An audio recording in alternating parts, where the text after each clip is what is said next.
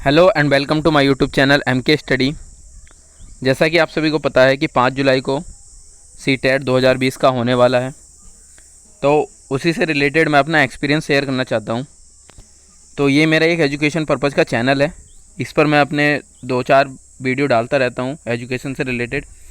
तो if you like this channel then please subscribe. तो इसमें मैंने कुछ टिप्स के बारे में बताया है। 10 टिप्स मैंने बताई है इसमें, जिससे आपका परफॉर्मेंस बहुत बेटर हो सकता है। मतलब कि अगर आपके लास्ट टाइम, अगर मान लिया आपने पहले से CTET का पेपर दे रखा हो और उसमें आपका अटैम्प्ट क्वालिफाइड भी नहीं हुआ, तो मैं इस बात पे श्योर हूँ कि इस बार आपका क्वालिफाइड भी हो जाएगा और मार्क्स भी अच्छे हो जाएंगे। अगर आपने मेरी बताई हुई 10 बातों पर ठीक से मेहनत की, मतलब कि अगर जैसे आज से 15 से या 20 दिन जो भी बचे हैं उसमें अगर जो आपने इन 10 टिप्स पे ध्यान दे लिया, तो मैं पूरी गारंटी के साथ बोल सकता हूँ कि आपका स्कोर बहुत अच्छा आ जाएगा। मतलब 110 प्लस होना एकदम पॉसिबल है। तो मैंने भी पहले जब जुलाई 2019 का एग्ज़ाम दिया था CTET का, वो फर्स्ट अटैम्प्ट था मेरा। 2017 की मेरी BTC है, तो 2017 बैच था मेरा। तो मैंने जब फर्स्ट अटैम्प्ट दिया था तो उसमें मैंने कुछ नहीं किया, सिर्फ प्रीवियस ईयर के 2-4 मैंने प्रैक्टिस सेट देखे थे और उसी से मेरा क्वालिफाइड हो गया था। फिर मैंने थोड़ा प्रैक्टिस सेट से ही मैंने प्रैक्टिस की और दिसंबर में मैंने फिर से दिया, तो उसमें मेरा बहुत अच्छा स्कोर आया था। अप्रोक्स मेरा 110 का अप्रोक्स मेरा स्कोर था। तो अब बात करते हैं वो टिप्स कौन कौन सी है। तो देखो, पहला टिप्स है टाइम मैनेजमेंट। तो ये एग्ज़ाम हॉल की बात है। जब भी आप एग्ज़ाम हॉल में जाकर के बैठोगे तो उसमें सबसे पहले नंबर की बात है कि टाइम मैनेजमेंट होना चाहिए। किस सेक्शन को पहले अटैम्प्ट करना है, किस सेक्शन को सेकंड नंबर पर अटैम्प्ट करना है, इतनी हमें खुद में समझ होनी चाहिए। नो अबाउट सब्जेक्ट सेक्शन, ये हमें पता होना चाहिए कि कौन सा सब्जेक्ट किस पेज पर है और कहाँ से कहाँ तक है। मतलब 30-30 नंबर के क्वेश्चन आते हैं, तो हमें पता होना चाहिए कि कहाँ पर कौन सा सब्जेक्ट दिया हुआ है। तो ये दूसरी टिप्स होगी। अब OMR फिलिंग केयरफुली। जब भी OMR भरो तो OMR भरते समय हमें विशेष ध्यान रखना चाहिए, क्योंकि अगर OMR ही गलत हो गई, मान लिया आप सीक्वेंस में भर रहे हो और ऑप्शन देख रहे हो कि मान लिया सीक्वेंसली भर रहे हो कि 1 का 2 है, 2 का 3 है, 3 का 1 है, तो अगर एक भी आपने छोड़ दिया तो क्या होगा, सारे के सारे सीक्वेंस गलत हो जाएंगे और उसमें कुछ सुधार भी नहीं हो सकता।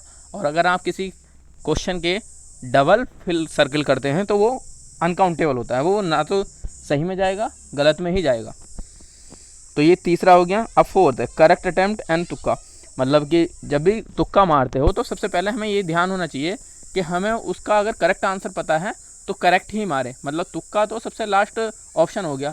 पॉसिबल जब तक रखना, जब तक कोशिश हो, कोशिश यही करना कि उस क्वेश्चन को 2 से 3 बार तुम पढ़ोगे तो उसमें आंसर ऑटोमेटिकली तुम्हें दिखाई देने लगेगा। तो ये हो गया इसका 4। अब बात करते हैं आगे की टिप्स की। अब देखो, 150 में से 150 प्रश्न की OMR फिल करें। ये तो लगभग सभी को पता भी होगा कि नेगेटिव मार्किंग होती नहीं है। तो क्या करना है कि सारे के सारे क्वेश्चन ही अटैम्प्ट करने हैं। अब हर सब्जेक्ट की OMR अलग अलग भरे। अब मैंने क्या किया था, मैंने जब फर्स्ट अटैम्प्ट दिया था तब भी और सेकंड अटैम्प्ट दिया था मेरा तब भी, तो उन दोनों में मैंने ऐसा करता था कि जैसे साइकोलॉजी का पहला सेक्शन होता है, तो उसमें क्या कर रहा था मैंने कि 30 के 30 क्वेश्चन पहले मैंने उस पर टिक लगा लिए, जो उसकी क्वेश्चन बुकलेट थी उस पर टिक लगाए और उसी के सीक्वेंस के हिसाब से मैंने OMR भर दी। मतलब 30 क्वेश्चन की एक साथ OMR फिल कर दी। ये नहीं कि 150 के 150 अटैम्प्ट किए उसके बाद सारी OMR भरी, उसमें थोड़ा कन्फ्यूजन भी रहता है और पॉसिबिलिटी होती है कि गलत OMR भरी जाए। तो 30-30 का सेक्शन भी अगर तुम डिवाइड कर लोगे तो बहुत अच्छे से टाइम भी मैनेजमेंट हो जाएगा और OMR भी अच्छी भरी जाएगी।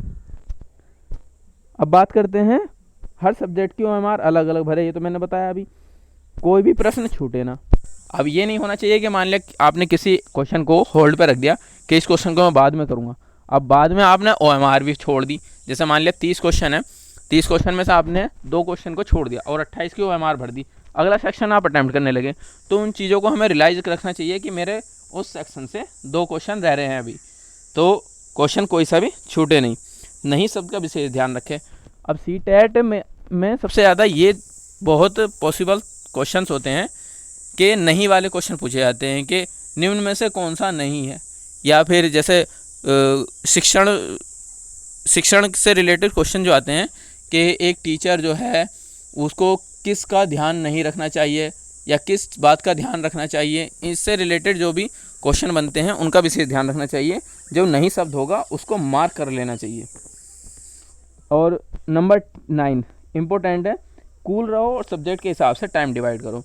मतलब कि अगर आप उससे पहले एग्ज़ाम अटैम्प्ट करने से पहले, एग्ज़ाम हॉल में बैठने से पहले 2 या 4 दिन पहले अगर आपको एक प्रैक्टिस सेट लगाते हैं तो आपका टाइम भी मैनेजमेंट हो जाएगा और क्वेश्चनों का भी आपको ये आइडिया रहेगा कि किस तरीके से क्वेश्चन आते हैं और किस तरीके से हमें टाइम मैनेजमेंट करना चाहिए, कि सबसे पहले कौन सा सेक्शन हमें अटैम्प्ट करना चाहिए।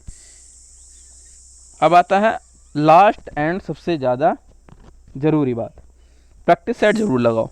ये मेरी एकदम सुपर की रही है, मतलब कि मैंने 2 अटैम्प्ट दिए हैं, मैं बार बार बोल रहा हूँ, यही मुझे सबसे बेस्ट बात रही है। और जब भी मुझसे कोई पूछता है, मेरा रिलेटिव होता है, मेरा फ्रेंड्स होता है कि भाई सीटेट में कैसे करें, तो मैंने बताया कि प्रीवियस ईयर के अगर तुमने सारे प्रैक्टिस सेट अच्छे से रिवाइज कर लिए, अच्छे से तुमने कंठस्थ कर लिए, तो तुम्हारा सीटेट कोई नहीं रोक सकता। सिर्फ एक बुक पढ़ो, बाकी बुक पढ़ने से कोई फ़ायदा नहीं है कि तुम डीपली पढ़ लो या क्या पढ़ रहे हो। सिर्फ और सिर्फ तुम प्रैक्टिस सेट पढ़ लो, उसमें ये आपके पासिंग मार्क्स आ जाएंगे। पर तुम्हें अगर अच्छा स्कोर करना है तो आपको डीपली पढ़ना पड़ेगा। पर जैसे अब जब 15 से 20 दिन का टाइम रहा है, मतलब कि अगर 5 जुलाई को होता है, तो उसमें अब तो आपके पास इतना टाइम नहीं है कि आप हर एक टॉपिक को अलग अलग पढ़ो, चाहे एनवायरनमेंट से रिलेटेड हो, चाहे सोशल स्टडी से रिलेटेड हो, या साइंस से रिलेटेड हो, या फिर मैथमेटिक्स से रिलेटेड हो। तो अब तो आपको प्रैक्टिस सेट लगाने की सबसे ज़्यादा ज़रूरत है। और अगर आपने प्रैक्टिस सेट अच्छे से लगाए, पिछले 10 साल के अगर आपने प्रैक्टिस सेट लगा लिए, तो मैं गारंटी से बोल सकता हूँ आपका अटैम्प्ट क्वालिफाइड करने से कोई नहीं रोक सकता। तो ये मेरा एक्सपीरियंस भी था। प्रैक्टिस सेट को मैं बार बार बोल रहा हूँ, अगर प्रैक्टिस सेट लगाओगे प्रीवियस ईयर के, तो आपका अटैम्प्ट बेकार नहीं जाएगा और इसी साल आपके प्राइमरी और जूनियर दोनों क्वालिफाइड हो जाएंगे बहुत अच्छे नंबर से। तो ये मैंने बताया है अपनी इस वीडियो में। उम्मीद करता हूँ आपको ये बातें अच्छी लगी होंगी, और इस चीज़ पर अगर आप एग्री करते हो तो इसको अप्लाई करके एक बार अटैम्प्ट कर देकर देखना। प्रैक्टिस सेट अगर आपने 10 दिन पहले भी लगाए ना, ऐसे लगाओ कि मान लिया आपने लिया एक प्रैक्टिस सेट लिया और उसको टाइम के अकॉर्डिंग आपने एक टाइमर लगा दिया, मोबाइल में लगा दिया, किसी में भी लगा दिया, और उसी के हिसाब से आप सब चीज़ें सॉल्व करते गए। एक पेपर पे 1 से लेकर के 150 तक नंबर लिख लो, और उसी के हिसाब से आप क्वेश्चन के आंसर लिखते चले गए, आंसर नंबर लिखते चले गए, और उसके बाद आंसर शीट से चेक कर लो। मैंने जो प्रैक्टिस सेट लगाया था वो अरिहंत का था, प्रीवियस ईयर का।